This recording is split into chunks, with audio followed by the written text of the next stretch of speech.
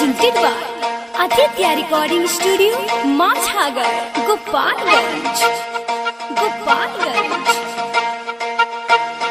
सुनी भगवान जी ना दिलवे बनाई, ना रही दिल नहीं केहू दुखाई।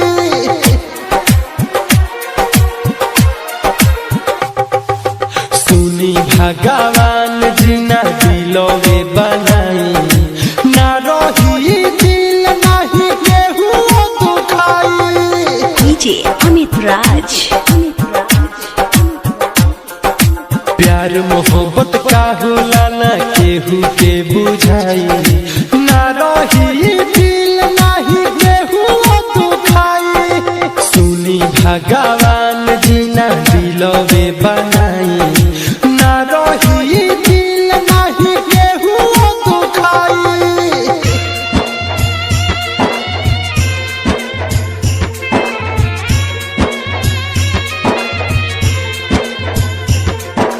DJ Amit Raj. Talmalpur Hat.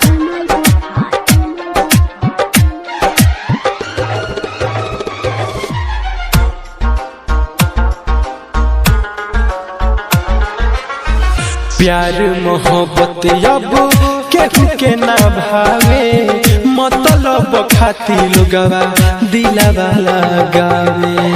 प्यार मोहब्बत अब केहू के ना भावे, मतलब खाती लोगवा दिलवा लगावे।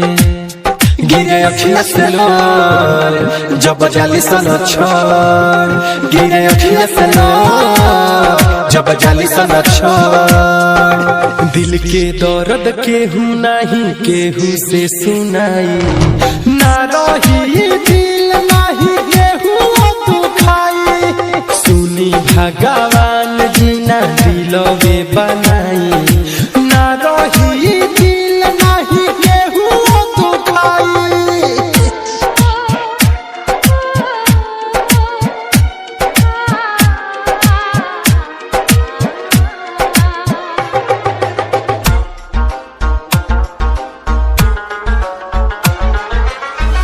अब नहीं केहू पर सुन विश्वास बा, दिलवा हमार बनल जिंदा लाश बा। सच भोजपुरिया गाके कह सब लोग से दूरे रहलो भाई, प्यार वाला रोग से। कहे दीपक दीवाना करेली सब बहाना, कहे दीपक दीवाना करेली सब बहाना। से सोनत सर मिलक दिल के मिले ना दवाई, ना रही दिल नहीं केहू दुखाई। सुनी भगवान जी ना दिलवे बनाई, ना रही दिल नहीं केहू दुखाई। प्यार मोहब्बत का होला ना केहू के बुझाई, ना रही